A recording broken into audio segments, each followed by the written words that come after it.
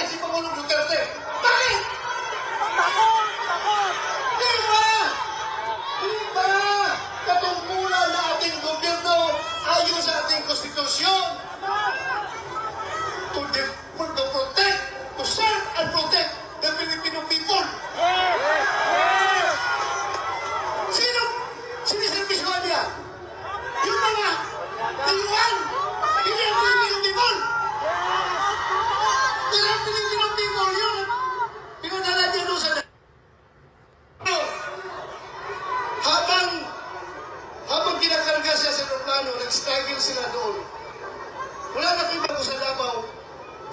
Kinukontinent ko yung ating mga yung petisyon na ginagawa natin na hindi nakahabol. Hindi ako sumama sa Hong Kong dahil sa gabi na yon, alas 3 sa madaling araw dapat ang biyahe ko papunta Hong Kong. Pero mayroong nag-leak sa akin na informasyon.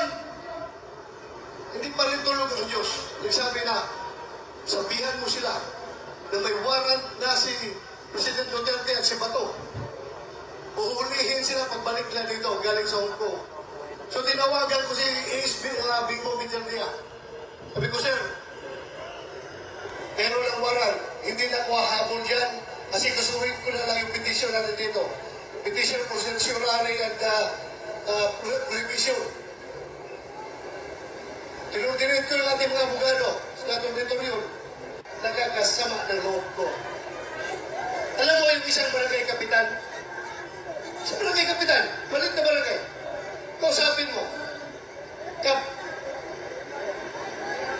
anong tingin mo nito? Ang misis ha! Unang misis! Doon sa Bukidnon! Kasi noong 2022 election, kung hindi si Pinday Sara makasama sa kanilang rally, kasi mayroong ibang commitment, ako ang nagpo-proxy kay Pinday Sara. Kasama kami sa stage. Siya ang kandidato ng presidente, ako ang nag-represent kay Pinday Sara. Nag-uusap kami, sa Bukidnon. Alam mo, sabi sa akin, hindi siya mapayag na makialam ang ICC sa ating bansa.